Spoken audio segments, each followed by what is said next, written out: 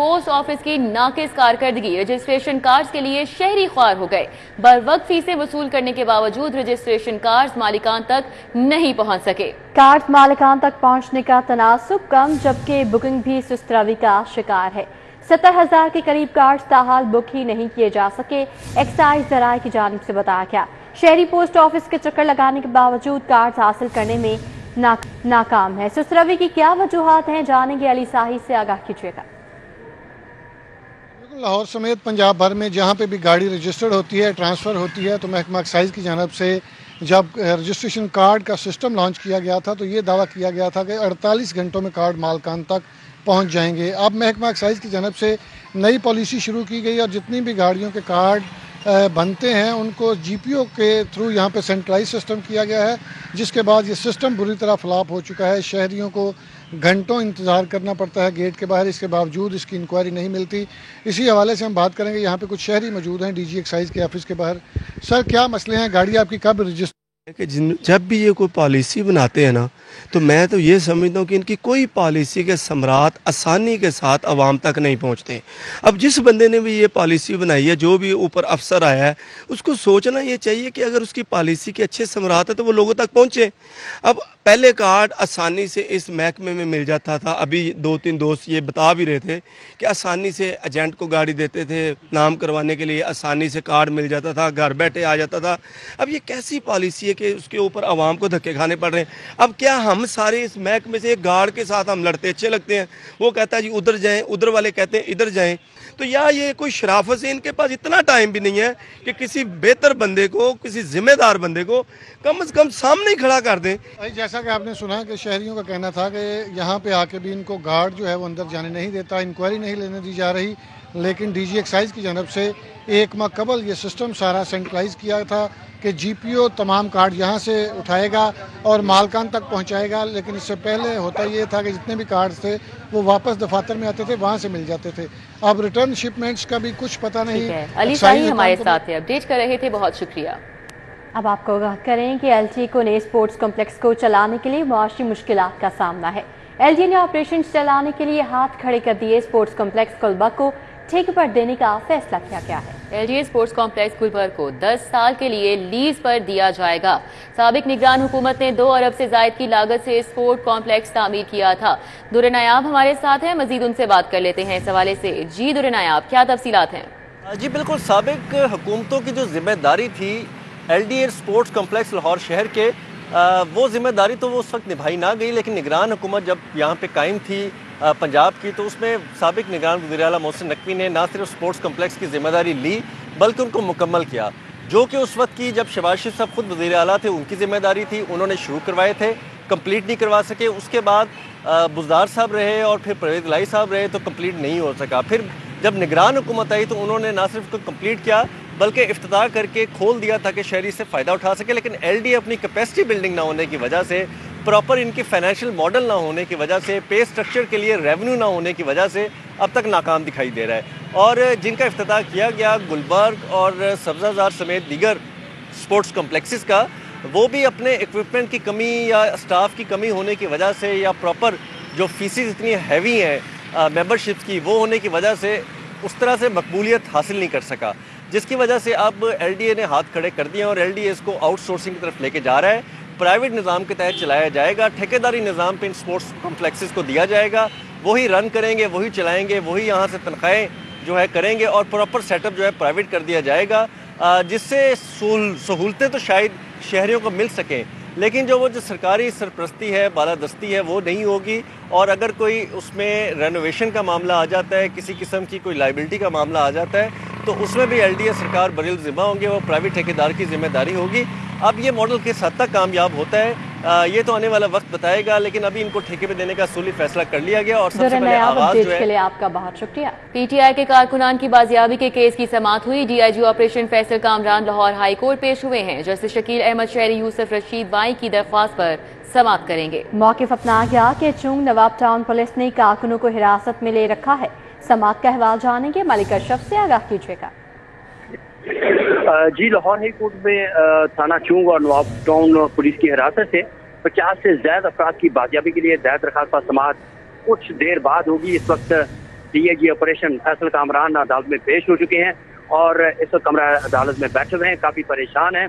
और अदालत में जो दरखास्त गुजार यूसुफ वाई हैं, उन्होंने मौक़िफ़ ये इख्तियार किया है कि जो PTI है उसने आज इस्लामाबाद में एक जलसे का ऐलान किया था, जिसमें जो PTI के वर्कर्स थे वो उस इजलास में शिरकत के लिए जा रहे थे कि थाना चूंग और नवाब टाउन पुलिस ने 50 से ज्यादा कारकुनों को हिरासत में लिया है। तो अदालत ने ये सदा की है कि इन कारकुनों को बाजियाब करके रिहा करने का हुक्म दिया जाए। अदालत में इस वक्त असिस्टेंट एडवोकेट जनरल फरख लोधी भी मौजूद हैं, जो कि पुलिस की जानब से रिपोर्ट जमा कराएंगे। और जरा ये कह रहे हैं कि जो असिस्टेंट एडवोकेट जनरल पंजाब हैं, उनका जो मौक़िफ़ होगा पुलिस की जानब से ये होगा कि इन कारकुनों को दफा 144 की खिलाफ वर्जी पे हिरासत में लिया गया था, लेकिन उनको छोड़ दिया गया है और इस केस की समाअत कुछ देर बाद होगी।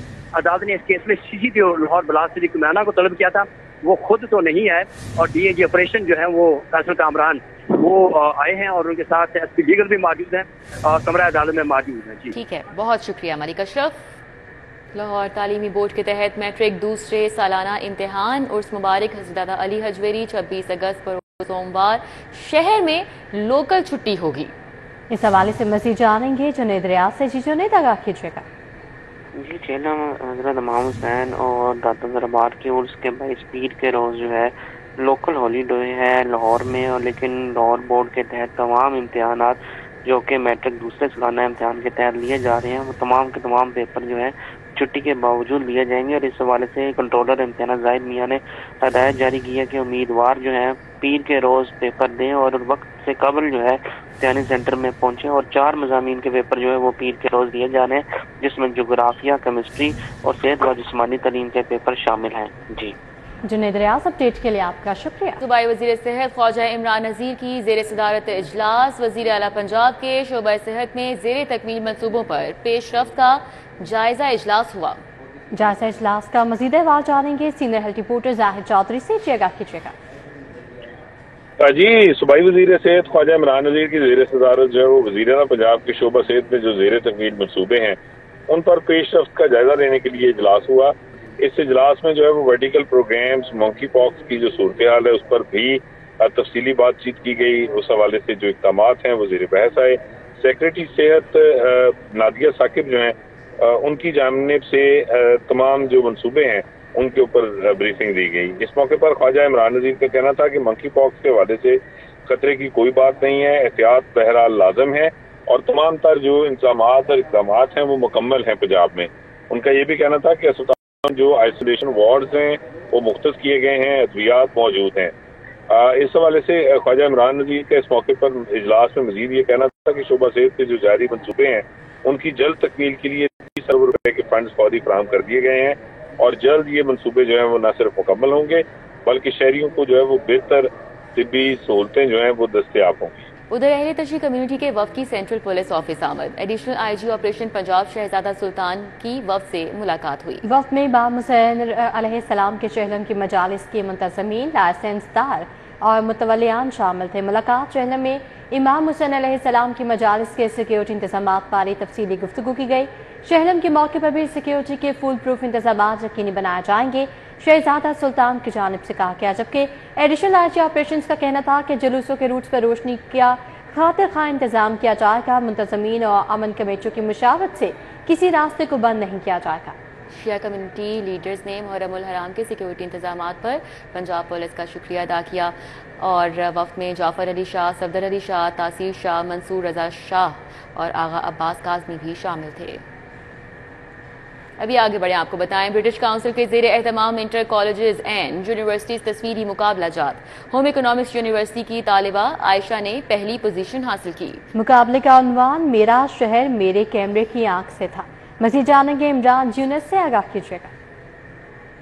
के आलमी दिन के मौका पर ब्रिटिश काउंसिल ने एक मुकाबले का इनेकाद जो है वो किया था और इस मुकाबले में इंटर कॉलेजेस और इंटर यूनिवर्सिटी के दरमियान ये मुकाबला हुआ था, जिसमें तलबा से फ़ोटोग्राफ़ी के हवाले से जो है वो तस्वीरों के आइडियाज़ जो है वो मांगे गए थे। तो इस हवाले से होम इकोनॉमिक्स यूनिवर्सिटी की तालबा आयशा हैं जिन्होंने ये पहला इनाम जो है वो जीता है। इस वक्त हमारे साथ आयशा मौजूद हैं, हम बात करेंगे। आयशा, बताइएगा ब्रिटिश काउंसिल की जानिब से ये जो ایونٹ کرایا گیا اس میں پہلی پوزیشن جو ہے وہ آپ نے لی ہے، اس ایونٹ کے حوالے سے کیا کہنا چاہو گی؟ مجھے بہت خوشی ہے کہ میں نے یہ جیتا ہے اور یونیورسٹی کے تھرو مجھے یہ ملا تھا تو میں نے اس میں پارٹ لیا۔